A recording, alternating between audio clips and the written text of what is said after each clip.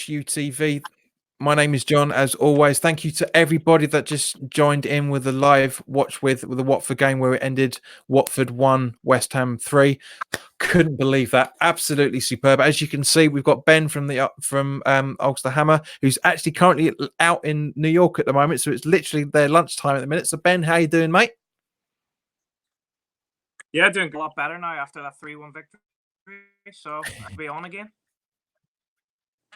Good. It's good to see you again, mate. And I was a little bit worried about, obviously, because the time difference and stuff. But you've been able to set your time across, so that's brilliant. So of course we need to start off by talking about the channel sponsor, 3retro.com. Please click the link in the description below that will take you directly through to the West Ham section of their website, where you can purchase retro shirts from the 60s all the way through to the early 2000s, including the 1976 home kit, which inspired our home shirt for this season, and the 1980 FA Cup final shirt, which inspired this away shirt, which it was nice to see the boys playing today. There's also Admiral and Umbro track jackets, polo shirts, sweatshirts, and t-shirts, so go check those out. Any purchases made through the link in the description below, not just the West Ham stuff, but there's also going to be you can also purchase PSG, Liverpool, Everton, Barcelona. There's loads of retro shirts in there as well, and also there's a very, very nice line of England gear as well. Just for everybody that if you haven't seen the channel before, welcome. It's nice to see you. This Monday just gone, 3retro.com have actually launched a brand new shirt, which is, as you can see up here, which is the Boys of 86 home shirt. They've had the away shirt, as you can see from the little icon, for the last good few months now, but they've only literally launched the Boys of 86 replica shirt. And to be honest with you, it's not that far off the original at all. It's very, very nice. It's only 30 quid. Most of the retro, in fact, all of the retro West Ham gear is £30 on there. The Admiral and Umbro inspired shirts, jackets and stuff are a little bit more, but anything that is purchased through the link in the description below will go to Isla's Fight for the next 17 purchases. We've had 3 transactions made so far. Thank you very much, guys. We've got £11.40 to send over to them, so thank you very much. But as I say, dig deep. You'll have some great stuff to choose from. So Ben, because we were talking just before we went live. Hang on, let me just turn off the 3 retro thing, so I don't want that going all the way through the video. So you were able to catch some of the game, not all of it. From what you were able to watch, what do you think of the performance? I thought that was second half. First half, it was anyone's game. I thought Antonio, well, like everyone knows, Antonio made a massive difference. He gave us a hole when he came on, and we looked very, very, very good on the counter attack. I still would have concerns because Watford did have a lot of chance, but overall we took our played well, so we deserved the victory. Definitely, mate. As Edward Holditch, who subscribed today and was in the chat for most of today, he'll be able to verify that what you said is exactly. It's not that far off from what I was saying. I said that the first half, up until Antonio came on, it was a very, very even game. 1-1 was. I can't say it was a fair result, because I did say at the time that it was a fair result, but thinking about it, we didn't really have that much attacking prowess in the first half. We had, if I remember correctly, the stats were saying that we had 8 attempts at goal and 4 on target. So it's not brilliant, but Watford had a lot more attacks than us. So it was good, but I'm staggered to say that there was 20 new subscribers in those 2 hours that we were talking about the Watford game. So that was, thank you very much to everybody. That really, really, I'm absolutely loving this. The football fan chat is in. Guy, hello, mates. Good to see you again. Very, very young kid from what I've seen from his channel.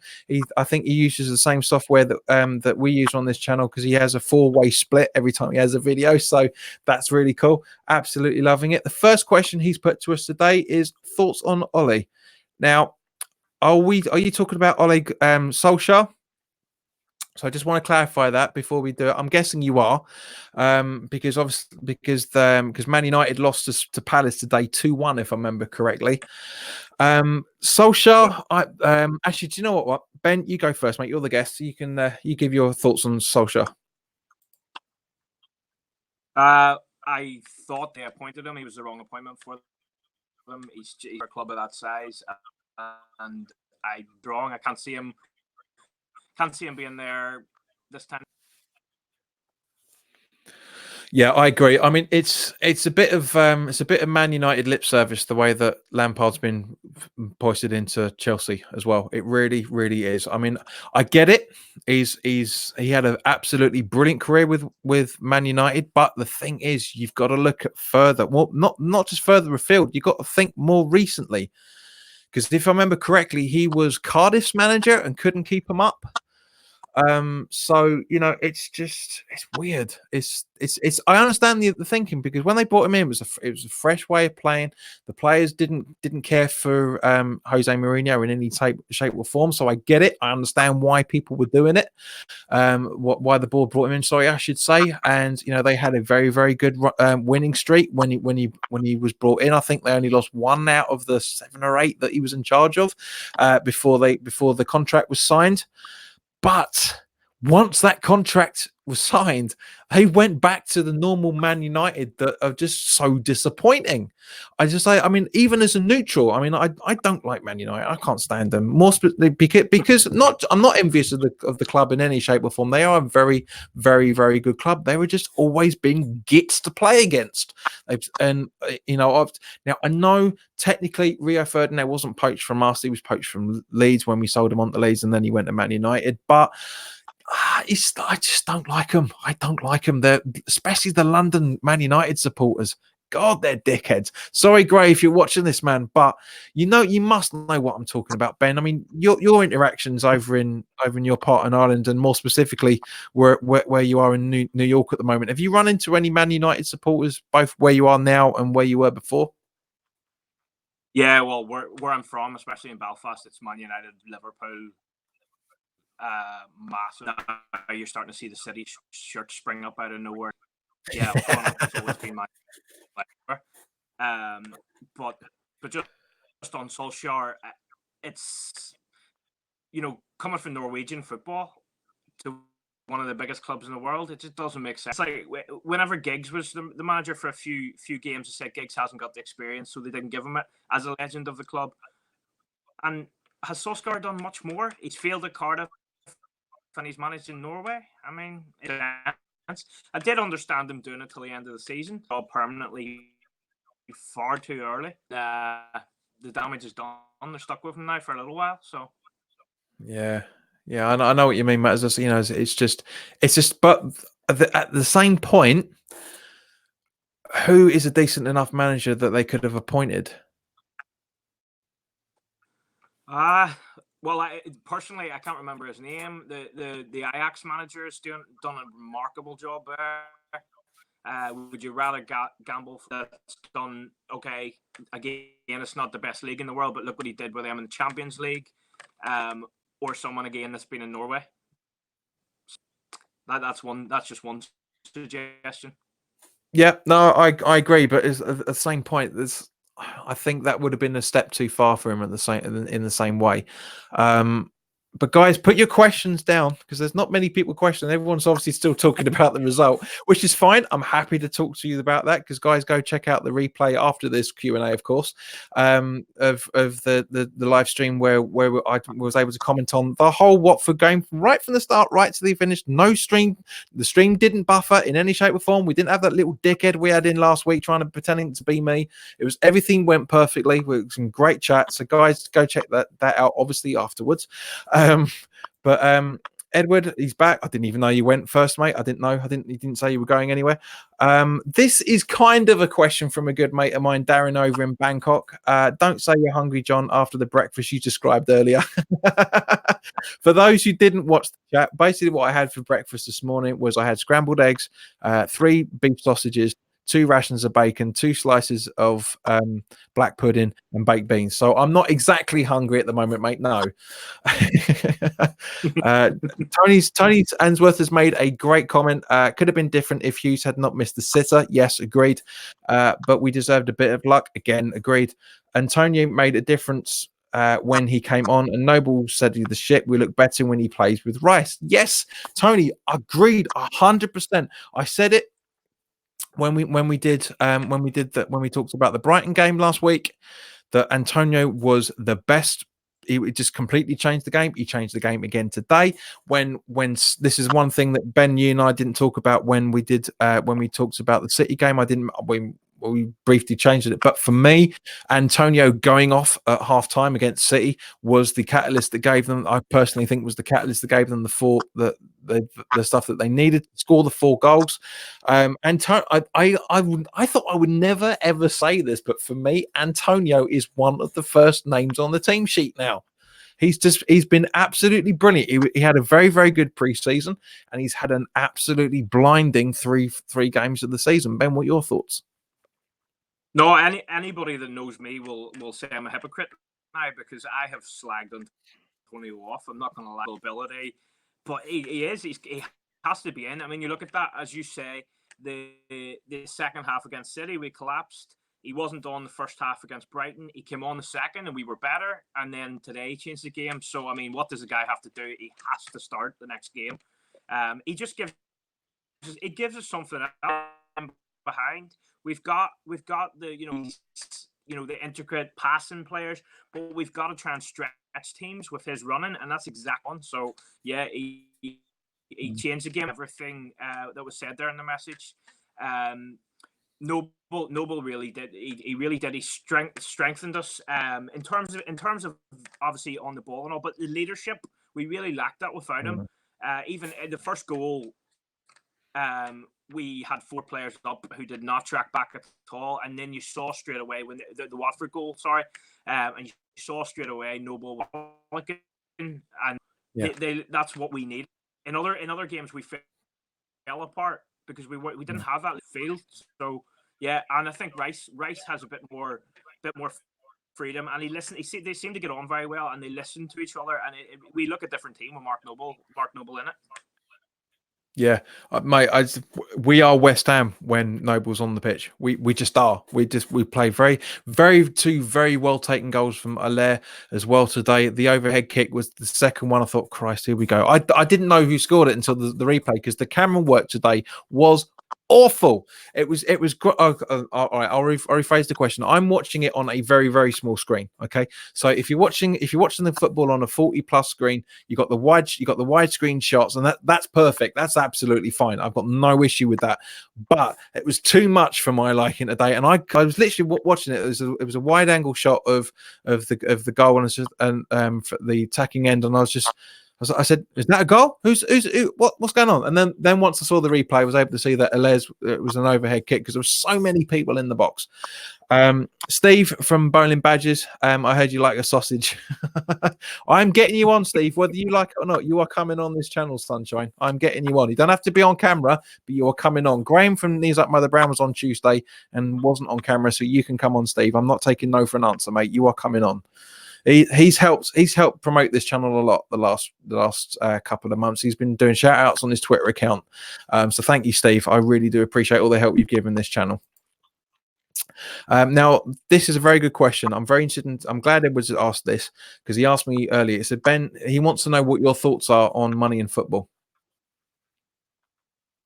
Yeah, it's a good question. I sort of wish I grew up in the era before it, to be honest. I feel like it's room for a lot. I mean, I love football, and I always will love it.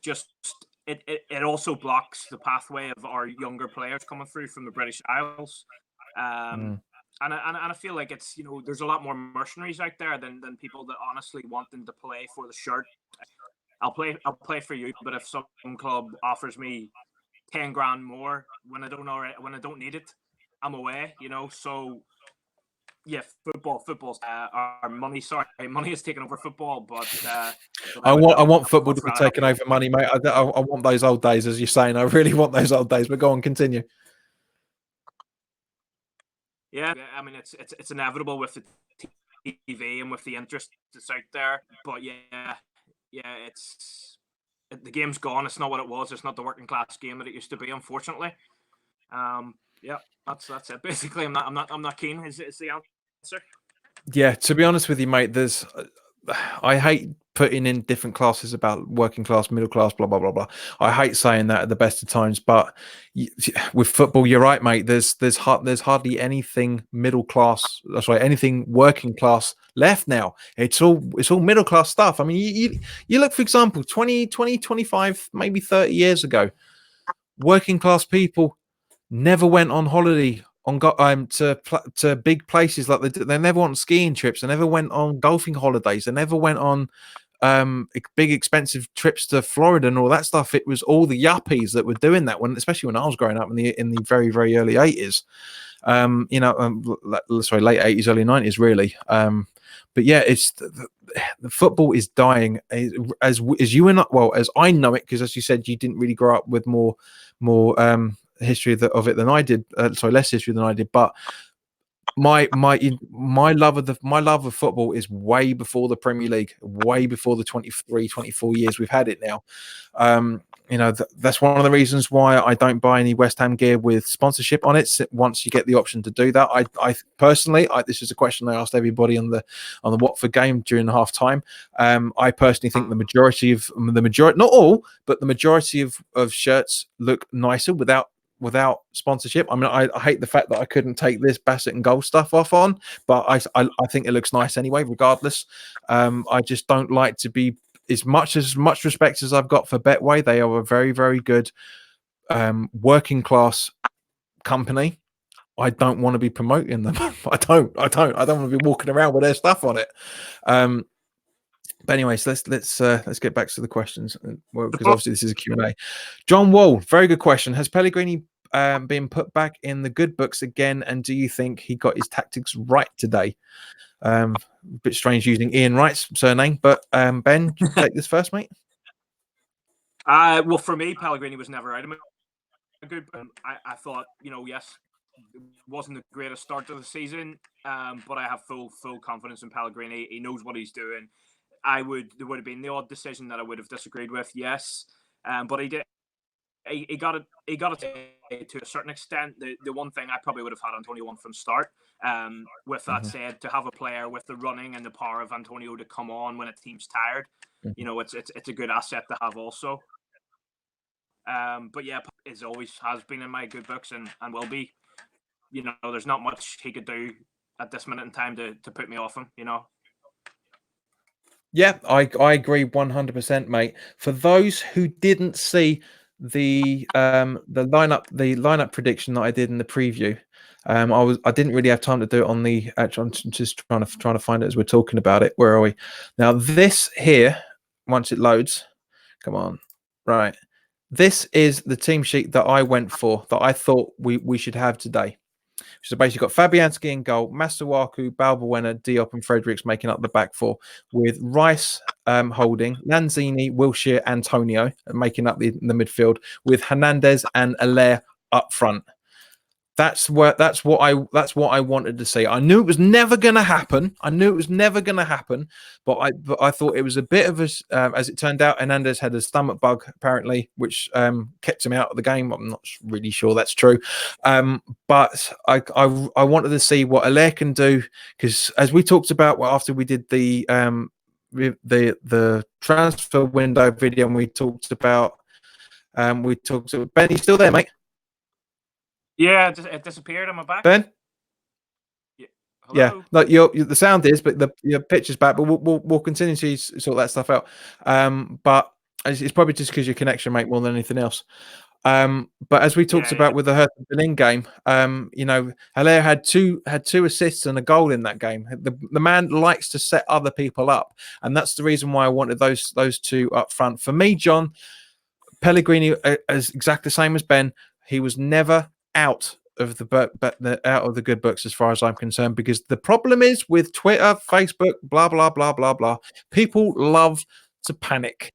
We got 1 point out of 2 games. Now, bearing in mind the first game was City and the second game was a team that we very, very rarely get any results from. So I was very just going to put it on me just for the moment, Ben, while you sort yourself out.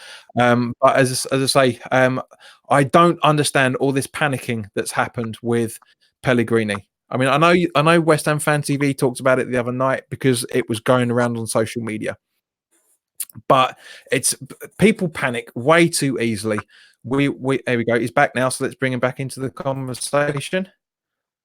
Somehow there we go. Cheers. So yeah, yeah, as I say, Pellegrini was never out of my good books. We panic as a supporter base. I mean, you and I don't, but as a supporter base in general, we panic way too quickly. We've had worse managers in charge with Pellegrini. We had bloody Sam Allardyce 7 years ago, guys. Let's not forget this.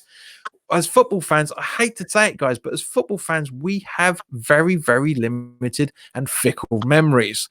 I will not panic with if Pellegrini can't beat Palace, Brighton, which I know we did. We couldn't. We didn't. We drew against. We couldn't beat teams like Watford. We can't beat the teams that we normally have in and around us. If we can't beat them, then that's when you start to panic. But 2 games into the season, sorry to swear, but fuck off.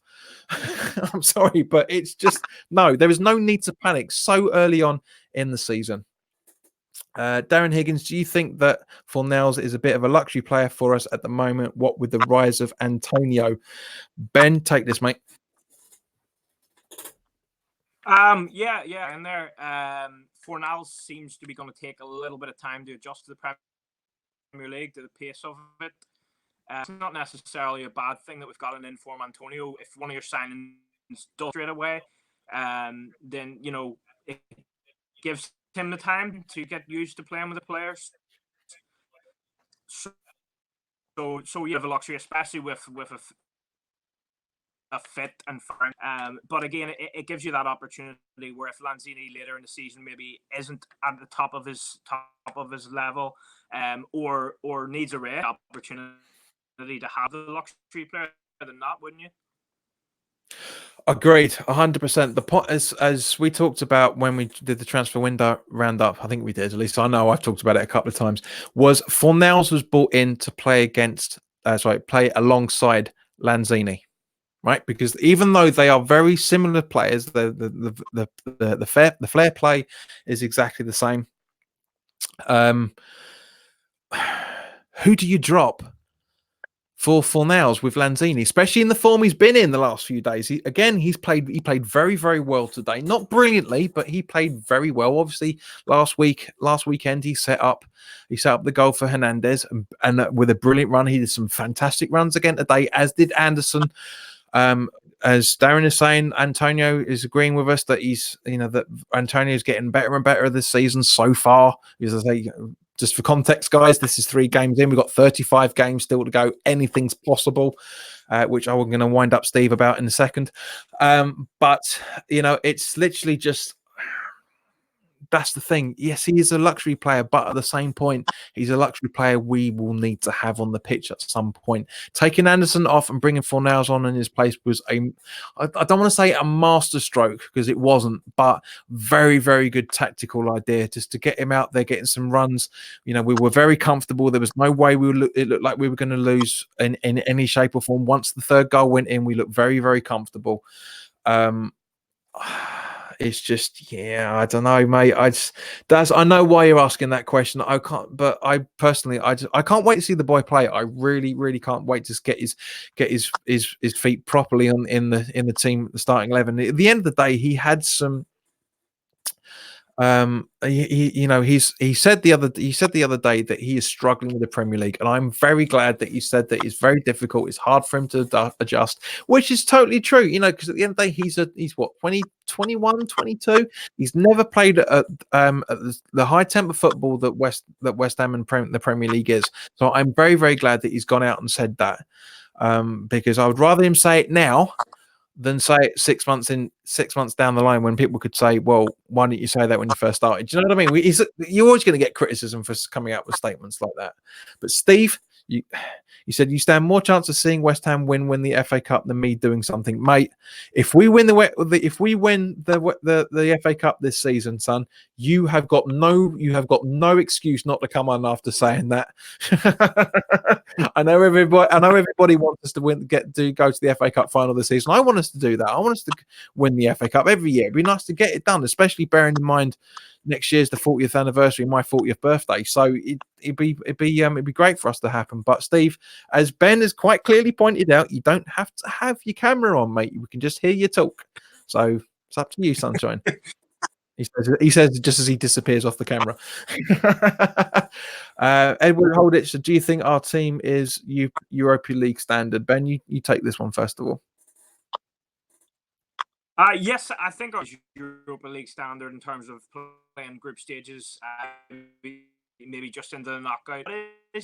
Yet, I think we needed odd to be able to rotate to cope with the Premier League, the FA Cup, as well as Europa League. But I feel like our starting 11 and our substitutes have the quality to cope with it. Definitely, yeah. When you see, yeah, definitely. So. Yeah, I agree, mate. More exactly as you're saying. If we have more options out of the 25 that we need to pick from every week, then yes, I would say maybe not this season. I'd say maybe about 2 or 3 seasons from now, because as I say, we need to really reinforce in certain areas, which again Ben and I talked about when we rounded up the window video. But you know, it's it could oh, here we go, Steve's at it again. He said more chance of the Hammers winning the FA Cup than me on a show, me old China. Come on, Steve, it's gonna happen. You've helped promote this channel. It's the least I can do. It's just grow some balls, for fuck's sake. Right, so Darren, he's asking you, Ben, what time is it that where you are, mate? It's 5 hours behind the UK, so it's 1:45. Sweet. Okay, so come on, questions, guys. Come on. Where are we? No, Jimmy's just saying hello to Neil from down under. Thank you, Neil. It's good to see you again from Southern Australia, which is ridiculously early at his time again. Where are we? John Wall saying thanks, mate. Sorry about the spelling. It's all right, mate. We're only having a bit of a laugh, man. It's fine. You're good. Maybe Dick has said that Lanzini until Paul has to stay in front of Fornells. Yes, I agree. Guys, questions, please. This is a question and answer. This isn't a Nicky and Ryan podcast, or it isn't a cup of tea with Gio and Gonzo. We are here to answer your questions. So come put your questions down. We've had some really good questions as it stands at the moment. So come on, guys, put some more questions down. Ben, there's one question I want to ask you, actually, mate. Would you ever? Yeah, I think you know what's going to come here. Would you ever think if you ever had to do a fancy dress party, would you go as John Hartson? No, because he played for Celtic.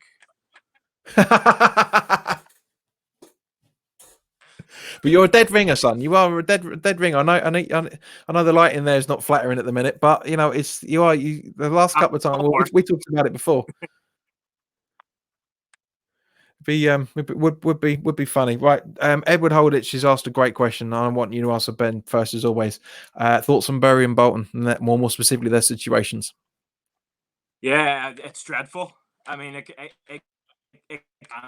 to anyone. The FA have a real responsibility to get on top of it and what their intentions are for those clubs.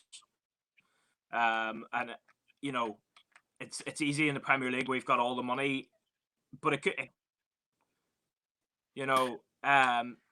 ownership is far too easy. You come in, you say the right things, and then it's yours, and you do whatever you want. I don't like our owners, and I make no secret about that. But I mean, compare that with what's happened to those clubs, and those are people just like West Ham is to us. That it's their life, and people who could care less come in and they can rip that apart just because they feel like it. I agreed, mate. 100%. Don't forget, people. Where are we? 8-9 years ago, that was nearly us. When the Icelandics lost their money, and the two David stepped in at not almost at the last knock-ins, but they started bringing in their they started making some better investments, increasing their shares. if the two, I'm the same as you, Ben. I'm not a big fan of either of them. I've been very, very critical of them, of what they've been doing over the last few years. Very critical of them. But at the same point, I've given them the credit points that they've needed over the last few years as well. But let's not forget, guys. As I say, if when the Icelandic financial situation crashed and we lost a shitload of money, we had a lot of when we got when we got relegated, well, we almost got relegated, I should say. We were under a big cosh with how much all the wages were playing, and when we did get relegated, that was because the club had no money. Let's it's not the West Ham now sort of, we haven't got any money because we're hiding behind financial fair play rules. We were on the verge of bankruptcy, very on the verge of bankruptcy, when the little Yoda bloke from the Icelandic was in charge, because of the crash. If that crash hadn't have happened, we would probably be in a better situation than we are currently now. But it didn't. It happened. We had to throw out a lot of players that were just there to earn their wages, which there's a good argument to say that there's still a few that is trying to do that. But we just really struggled over the last few years, and we've now slowly but surely, not brilliantly, because obviously there's been times where the two David Sullivan could have spent money and didn't. But the reason why he didn't was because they were targeting somebody like Pellegrini, because obviously the Slaven Bilic days weren't what everybody wanted everything to do. So I said earlier on the live stream when Ed asked this question earlier, my heart goes out and echo the same things you're saying, mate. My heart goes out to Bury and Bolton. It's a horrible thing. I really, really hope that Bolton sort themselves out and Bury got the last minute funding that they needed, and I mean last minute funding that they needed in order to support themselves, get themselves back into the football league. Because there was a club that happened to about 7 or 8 years ago. I can't remember where it is now, but they got absolutely bolted out. And I've never really come back. I was reading something about it earlier. If I remember it, I'll come back to it. But Gary Page, where can we finish this season?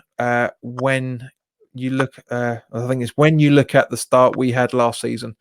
Ben, you take this first, mate. Yeah, I say that I thought we, at the start of the season, I thought we'd finish in and around 9th or 8th, and I still think that. I can see what Gary's saying. We've picked up points where we didn't last season. It depends, because we last season we didn't. Obviously, we started terribly and the season before, and then we had another run of it. So if we can cut out some of that, then yes, we can make up some of the ground that we haven't lost by losing the first 4 games. But it really depends in the middle of the season. Are we dropping more silly points, or can we bring that consistency? And again, I think around the teams that we really should have been beating.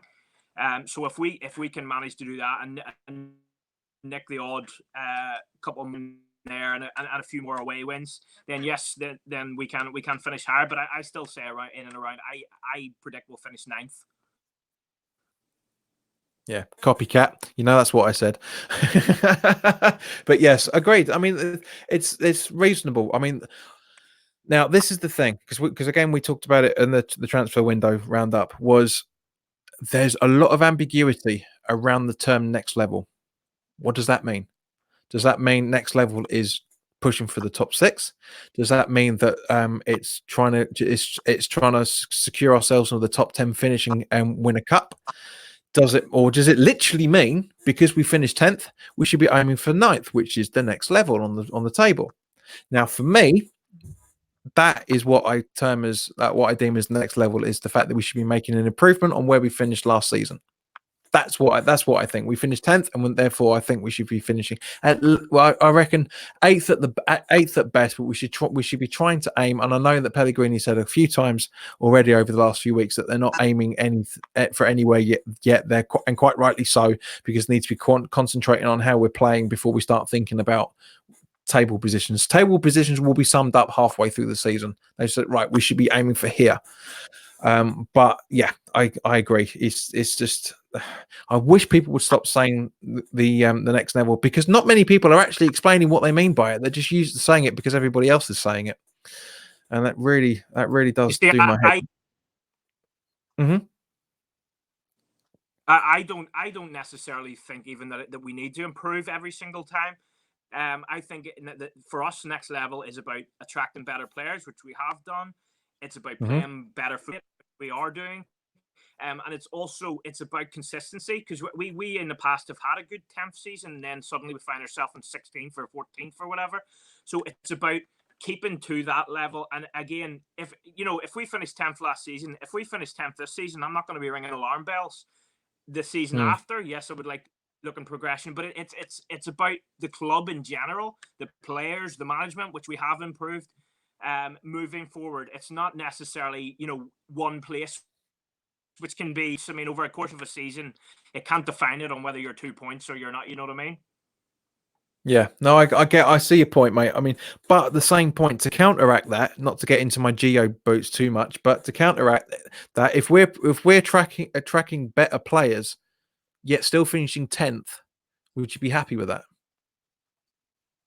Well, you see, the thing is, while I feel we've attracted better players, which we undoubtedly have let more players go than we have brought in. Now, I'm not saying that letting those particular players go is the issue, but it's whether you need to attract better depth and keep the options, because you can't rely on those 3 or 4 better players over a course of a 38-game season, as well as cup competitions.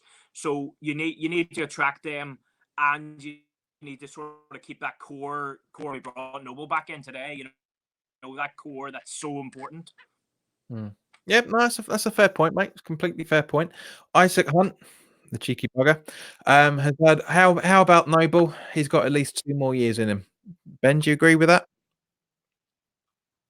Oh yeah, absolutely. Yeah, I mean, we have to be thinking of long term for him, because he is our club. Get him involved in the club once he's finished playing in some way, whether he starts with the youngsters or what. But he's a leader at our club, and he's a one-man club, and they don't come along too often. So yeah, 2 years definitely, but long term, keep him. Yeah, this is the funny thing. I'm quite glad that Isaac's asked this question, purely because I'm really hoping that the start we've had to this season is going to shut the Noble haters up, because the first game he's played of the season, we've looked very strong in midfield. We've had a decent result against Watford. Yes, okay, all right. We beat them 4-1 at this fixture last year. Well, not even last year, 3 months ago. Almost. Well, literally 3 months and a couple of weeks. Which, as I say, which is the very, very first live watch with I did on this channel. So that I remember it quite distinctly, because we had quite a few new subscribers that afternoon as well. But as I say, it's just I don't understand the hatred that Noble gets. I can understand why people will say he's had poor times here and there. Yes, I get it. Sometimes he does. He doesn't have it in the way that a lot of people say. Absolutely no way. No, he doesn't. But sorry, my stool's really creaky today for some stupid reason. Every time I move, it's creaking. It's creaking like I'm sitting on a floorboard. But with Noble, I don't understand why he gets all this hatred. I just can't. It just doesn't get it. And as Gary Page seems to be agreeing with us as well, never knock the nobs. Yeah, you never because at the end of the day, as we've had 2 poor performances at the start of the season, especially against Brighton. We should have played a lot better. Noble's in for the first time. All right, there's an argument to say that we had Anderson back as well, but we had such better performance over the last 40 minutes, especially the second half, than we've had for 180. Absolutely right. Edward, right, this is an interesting question. Premier League predictions. I'm guessing he's meaning table predictions rather than scores. So for you, Ben, who is your top 6? Manchester City top, Liverpool second, unfortunately in third, Arsenal fourth, Chelsea fifth, Manchester United sixth. Okay, that's not that far off from what I'm saying. my instincts are still saying that Liverpool are going to pip it for the title. I don't know why. I'm sure I'm going to be wrong on this, but I'm guessing. I reckon it's going to be a little bit more tighter than it was towards the end of last season. But for me, I'll say Liverpool to win it. My mate Steve's going to hate me for this because he's got a lot of Everton in his family. He's going to hate me for that. But it's just what my instincts are saying. And then, yeah, City second for me, Spurs third, possibly Chelsea fourth, Arsenal fifth, just because it's going to be hysterical. And I'm struggling with sixth. I'm really, really struggling with sixth. I'd like to say Man United, but I don't think so. I really don't think so. All right. Let me reverse it. Actually, Man United fourth, Arsenal fifth, and Chelsea sixth. Because if Chelsea are going to get anything, I reckon it's going to be sixth, the highest level of it. So, who are your three to be relegated? Sheffield United, Southampton, and Newcastle. Yeah, I can see that. I agree with Newcastle and Southampton, as AJ famously said when we went through when we went through the fixtures. When they were announced, me and Baz and AJ did that. He said he hates Southampton. They're like cockroaches. They do not die. I love it. I'm never ever going to let him off for that. It was perfect, absolutely brilliant. But yeah, I agree that Southampton should be down there. And Newcastle, yes. Sheffield United, yes, I can see why, because just because they're a promoted team. And we don't know them well enough in order to say if they're going to be able to manage in the Premier League. And I hate this. Well, I kind of hate to say this. I love to say it, but I hate to say it at the same point. If Watford continue on the form that they're playing and the way that they're playing, they didn't play too badly today, to be fair, but it wasn't good enough for the win, as obviously the result showed. I've got a funny feeling Watford are going to be in that mix. Watford and Brighton are going to be in the bottom five, I think. That's my instincts are saying it. I don't think Brighton will. Because they've been playing some very, very good football under Potter, especially that they played very well against us last weekend and absolutely annihilated Watford as well. In terms of possession, everything they did, they absolutely. But I think the bottom five will definitely be Brighton, Sheffield United, Newcastle. Sorry, bottom four, I should say, and Southampton. I think it's going to be a very, very good shout. But I think Brighton are just going to pip it again because they are going to be playing some very, very good football, and their manager is exceptionally qualified when it comes to tactics and whatnot. So which is the reason why they've got the results that they've been getting. Approx, how much do you spend going to watch West Ham, including season ticket, food, drink, travel, etc., and the equipment you spend on your channel? Well done, mate. Thanks, Darren. Mate, I don't even want to calculate how much I've spent over the last couple of years. It's been fucking stupid. This camera alone, this webcam I'm using alone, is the second one in 3 months. As nice as the first one I used was, the autofocus didn't work, so I had to manually focus it, and Ben will be able to testament to this. The few times he's been on, the amount of times I'm sitting there trying to get it in focus the whole time, whereas this has just got autofocus, and it's 10 times, it's much easier to use. In terms of time, how much do you spend watching this? Obviously, including the season ticket, I'm guessing you mean time with this, not obviously not the values that I'm talking about. The travel is about an hour each way, give or take. I think, where are we? Yeah, it's about an hour. Because Ben, as you'll know, I was rushing around like a blue-ass fly trying to get everything set up for the city, because I literally came straight from talking with Nicky, getting home, setting everything up, and going as quickly as possible. Which, by the way, mate, I've completely forgot to ask you, how was your night out after that game? Yeah, it was good. It was good. Yeah, I was just out with the missus, so it was pretty good. Sweet. Can't complain. Behave yourself. So. Yep, no, that's cool, mate. As I say, I'm glad you, because I obviously that was like the last weekend you had before you had to prep to move to New York for the 6 weeks that you are. So yeah, it's good. You need time off every now and again. Christ, I know I bloody need it. Whereas so food, I don't buy any food at the. I sometimes if I see the rib man, he's on the other side of the stadium than when I used to. But always used to get the rib man food, very very good. No Also popcorn. had. Say again. No popcorn. Mate.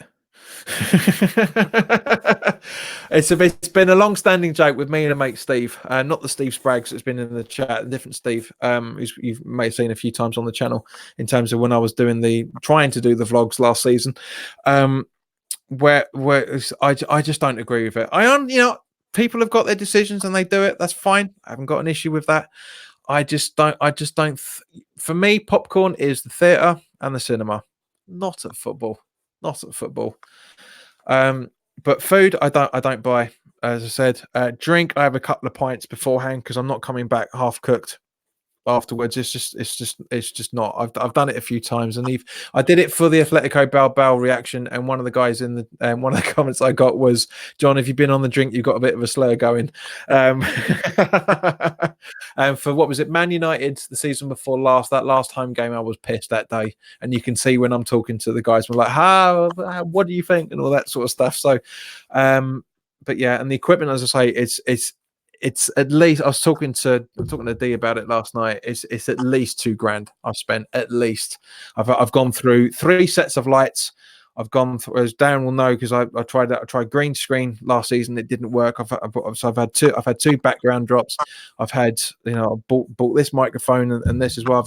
I bought the laptop, of course, a sound recorder because my camera that I had before I started doing it doesn't have a mic input, so I've got to sync up the audio with the recorder and this little TV screen and cables and fuck knows what else. It's been very very expensive, unfortunately. Right, is there any actual questions? No, we haven't got any. So guys, please, questions. This is a question and answers video. What are you asking, Ben? Away. Well, everyone's talking, but nobody's asking questions. It's I mean, Edward agrees with me. He said if Watford don't change, they could easily go down. Yeah, I'm glad you agree with that, mate. Moby Dick is counteracting that, saying Watford is safe in his opinion. Yeah, that's fine. Yeah. I don't think we were that good today, to be honest. Maybe yes, we weren't that good. We were better than we've been playing the last couple of games. I mean, the second half again, as we talked about earlier, Antonio is the linchpin at the moment. Once he's on, we play much better. Or once, as he got off against City, we weren't playing as well. It's a fact, basically.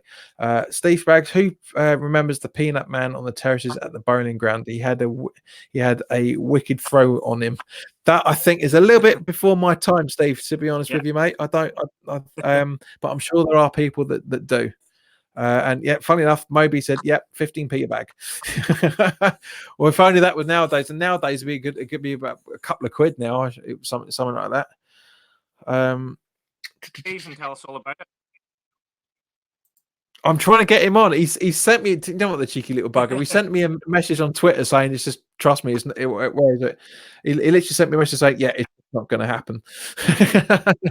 It's a shame though, because it'd be nice to get him on and talk to him. Because as I say, he's helped out quite a lot with the channel, with his Twitter account, and it's one of the reasons why I've had such a great growth in the last couple of months. But I just can't repay him. Steve, if you're ever going to get yourself down to the ground, let us know, man, because I want to have a beer. I want to at least have a beer and at least shake your hand. Be nice to see you. Edward, do you think Antonio is going to be a starter? Well, we've kind of already answered that question, mate. He's a starter for me, and by the sounds of it, he's a starter for Ben as well. He might. All right, so there is a question just bouncing off Edward's, right? Or Ed's. Edward, let me know if you want me to call you Edward, Ed, Eddie, Wardy, whatever. Let us know, because I don't like calling people like Edward like that. It feels weird. But Ben, for you, who are your nailed on team sheet starters every week? Well, I'm all very much for you play the man in form. So I wouldn't say we'll have someone every single week. If they're not playing well, then there's other people to come in. But Oh yeah, of course. But there's got Fabianski, to be thoughts that you can think right. There's certain amount of players that I want on the team sheet every single week. So what are they? well, I looking at our squad: Lanzini, Fabianski, Declan Rice, obviously Allaire, and Mark Noble at this minute in time, or am I on now? Antonio at this minute in time is in because he is playing well. But those are our core. And probably Diop also. Those are our core of our a spine of our team, and they we can change things around them, but they need to be in there. Yeah, I mean, I agree. I mean, for me personally, the nailed on players are yes, Fabianski, Diop. I'm actually thinking Fredericks, because he's not had a bad game.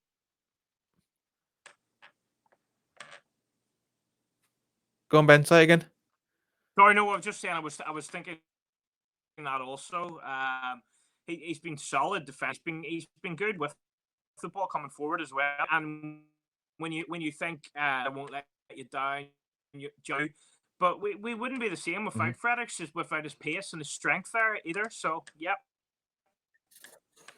Yeah, agreed, mate. I mean, from my I mean, to 95% of the time, mine nailed on starters are in the previews. But as I say, for me, without any question, without even thinking about it, it's Fredericks, Fabianski, Diop, Masuaku, Balbuena. If he's going to be fit, it's a bit strange why he's been a substitute the last couple of games. Is it tactical? Is it to do with fitness? Is he just trying to rest him so that they're not over egging him? I don't know. But also Rice, definitely Anderson, Antonio, Lanzini, and Allaire. I mean, I haven't seen enough of Allaire to give a proper think. Yes, he's got to be there every time, but he gets there by default because we've only got Hernandez to rely on. Really, unfortunately, Ajeti, for me, I haven't seen him play a second, so I can't say yes. I know a lot of people are saying blah blah. I mean, there was. Spritz, I think his name was earlier, was talking about how well he's played in the foreign leagues, and well, that's fine. I haven't got an issue with that.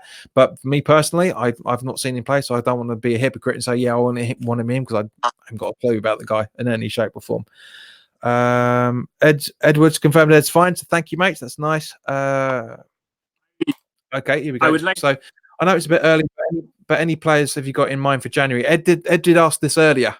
And I didn't actually get round to questioning because we're still talking about the game at the time. But Ben, you take it first before I do. Actual players, not specifically at this minute in time. I would like to see us go for another holding midfielder, which I think I said at the end of the transfer window as it was. Just that I don't know if Rice will be able to continually play every single game without suspensions, injuries, getting tired. He is still young. I've already seen, he's been out for a few games and he's getting older. He will be injured, so we need to have someone in there for cover or to push Noble as well and keep him on the top of his game. I would like to see. Well, it depends on how we're defending because right now we don't know what's going on with Balbuena, but if things are going this way, you would wonder, do we need a centre? Don't know what the youngster Cardoso's like, so I can't make a judgment on him. But I'm not going to be going in with Ogbonna every week. So if that's the case, then maybe a centre back as well. Again, we'll see what I have a feeling Hernandez might go in January. If he goes, he's going to need to be replaced because, as you've just pointed out, Allaire and Hernandez are only recognised strikers. Ajeti could be good, and I hope he plays on Tuesday night. And I think he will. But we need one in there as well. Yeah, I agree, mate. Again, I don't have any players in mind, but positions definitely. I'm going to be doing a roundup of January targets. I'm going to start doing it at the end of November. So Ben, it'll be interesting to talk to you about what you want to do as think up as well. Because what I usually do is I usually have a look at transfermarket.com, also .co.uk, I should say, and have a look to see who's coming towards the end of their contracts, because that's how West Ham normally do it. So to see who's there, look at their stats, and try and figure out a few things from there. But basically, positional wise, wing backs, I've been saying it for a good couple of seasons. We need, with Zabaleta retiring from domestic football, well, for retiring from West Ham, because he said he's not going to play in the Premier League after this season. That he's retiring, so we need a right back. We definitely need another left back. I'm very happy to bring in Ben Johnson before anybody jumps on me into either position, but either way, we need to try and get another player in the reflective positions. Central defensive midfield, because not as much as I love Noble, and I agree he's got 2 or 3 seasons left in him, we need cover for him as a result. I don't think Sanchez is the player. I don't remember seeing him. I know he came on, but I don't remember seeing him making any contribution when he came on towards the end of the second half. And the midfield itself, we are overloaded. We're absolutely fine with, absolutely perfect. We're fine with we're attacking midfielders. We're fine with wingers. We're fine with attacking wingers as well, for that matter. But we need, Ben, you'll be able to back me up on this. I said right when we did the roundup of the transfer window, we should have brought in another 2 strikers, and I still maintain that. Now, there's very interesting stories coming out that Hernandez again is linked with the MLS in January, which makes complete sense. That's the end of their season. We do, but it also came out earlier. I think it was early last week or towards the end of the week before, one of the two, that there's an option to extend Hernandez's contract if we don't have anybody nailed on to be brought in. Then either in January or at the start of the summer, then I feel we're going to have to extend his contract. Ben, what do you think about that? Yeah, I think he's going to go. It makes sense that he's going to go to MLS. I think it's inevitable. It depends, because as you were talking about earlier, if you have a player like Allaire in the box, he's going to score a lot of goals, because that's what he does. But right now, I think it's hard to set on going somewhere else, either going towards home. But I can't see him being, this time next year, being a West Ham player. So I think, yes, we should at least have our target. If there's no one out there in January to bring in his place, then there's no need for us to let him go. He can leave at the end of the season, at the end of his contract. There's no point in us. We have in the past sometimes let people go and weakened ourselves for the end of the season. So we don't want an injury to Allaire, and hopefully Ajeti makes a grade, but it'd be a lot of pressure on a young player if he was the only striker for the rest of the season. And as you say, veterinary can be a real issue. So I'm not sure that I would let him go in January, unless something came up and we were happy. It was on our terms, put it that way. Yeah, I agree, mate. Because at the end of the day, we're not going to get a lot of money for Hernandez when we sell him. We'll get a fair bit. Don't get me wrong, but we won't get as much as we originally paid for. And as we talked about before, I like 2 players in every position. Therefore, we need 4 strikers. We've only got 3. We've got two players that we've been able to see so far this season, and one that we're waiting to see. So it's I'm in 2 minds about it. Yes, if we got an Eldon replacement and we can bring in 1, maybe 2 players with the money that we get for Hernandez, then I would sell him January 100%. But if Ajeti doesn't step up to the plate when he's called upon, or if Nathan Holland still can't break into the team next season, there's that option on top of it as well, of course. It's the usual West Ham striker crisis, and I don't use crisis a lot, but it is from that point of view. Darren, if you could choose any destination in the world to go on holiday, where would you go and why? Ben, as you're currently technically on holiday, do you want to answer that question? I would build a time machine and go to the bowling ground. That's where I would go. Oh, that is such a cop out. That is such a cop out. I would go on a safari if it was anywhere in the world. That's where I would go. That's what me and the missus have always talked about wanting to do. So that's what we would do. Yeah.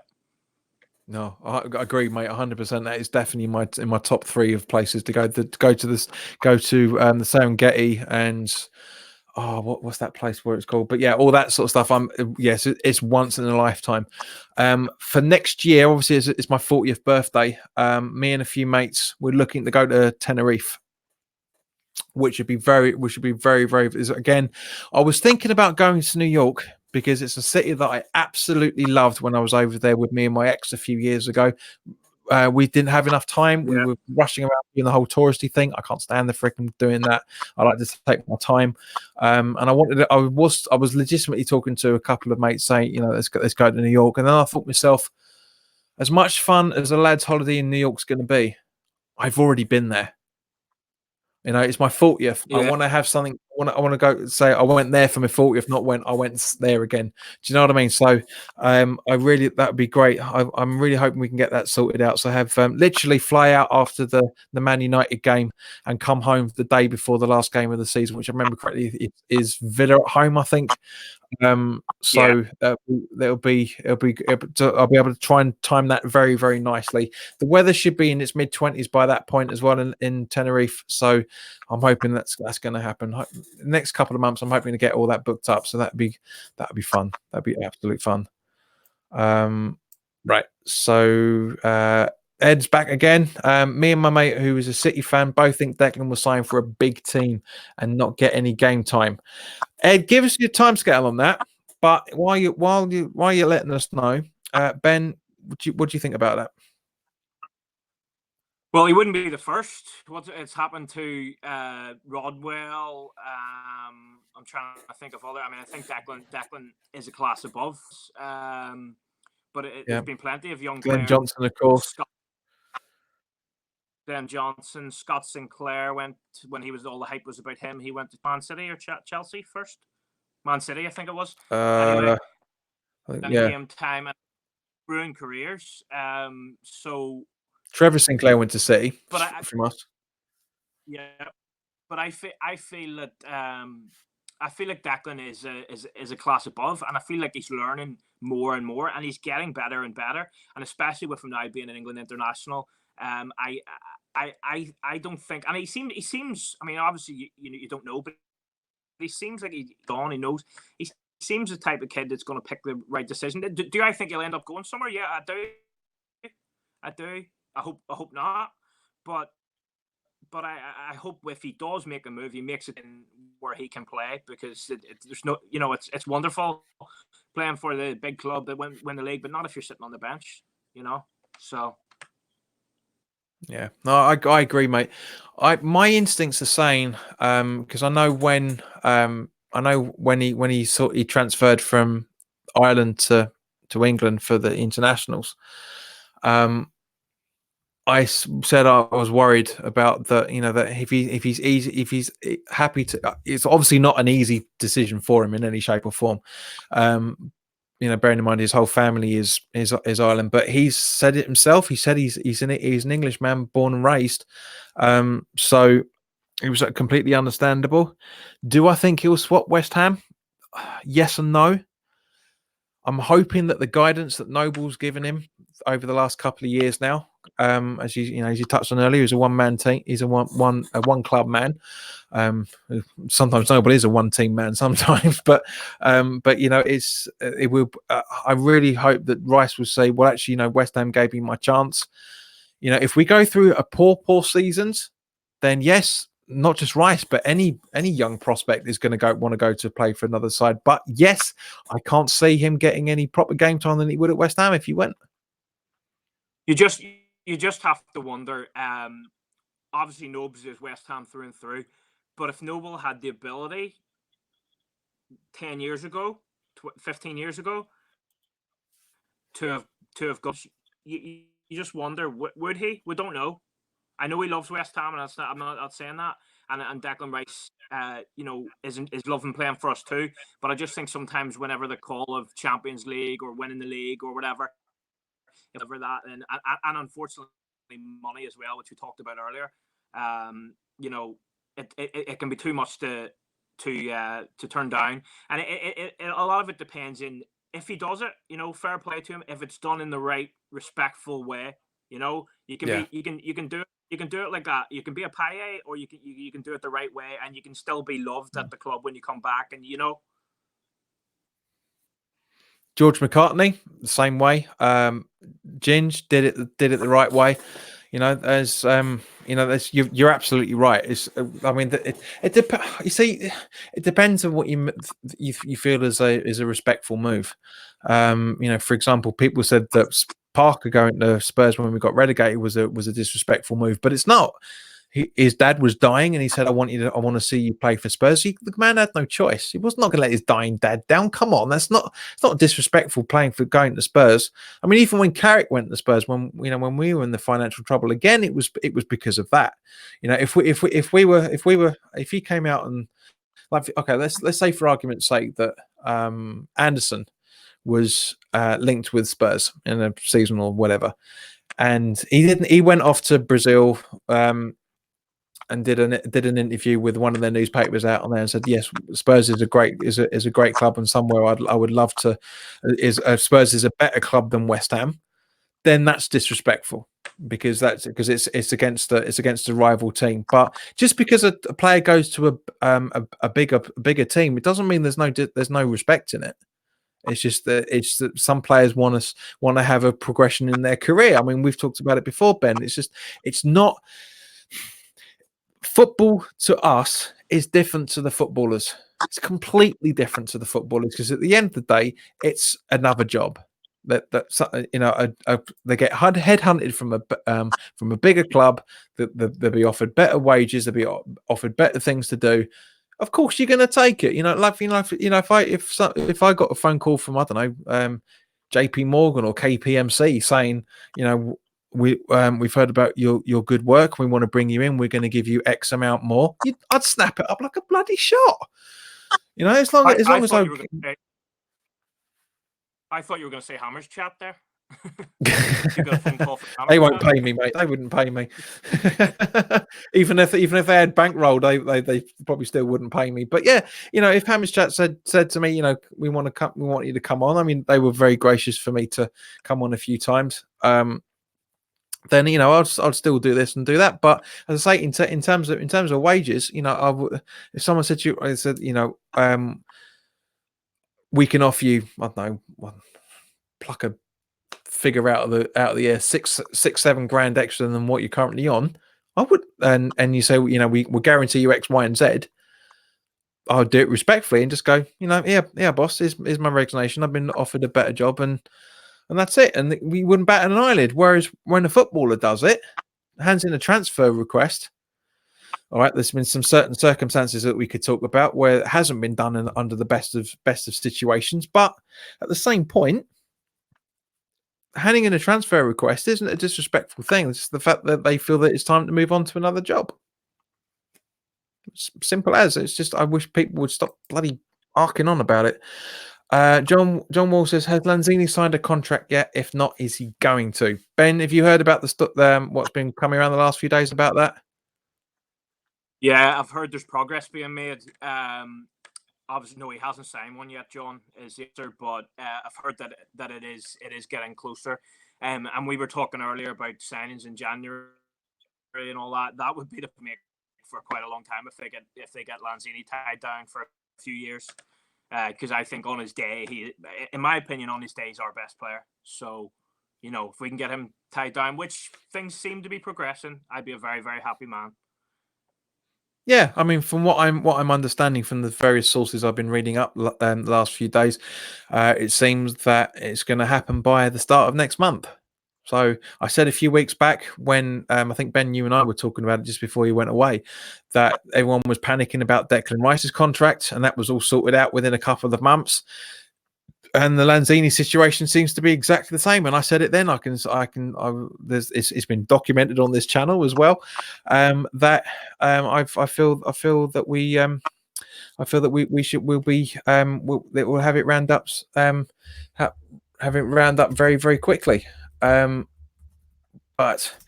But yeah, but I mean, I can understand why everybody's asking it, because at the end of the day, you know, it's current news, so everybody wants to get that stuff wrapped up. Ed saying, my mate just gave you a dislike. Say, James Conquest, you cheeky bugger, I would drop you in half a punch.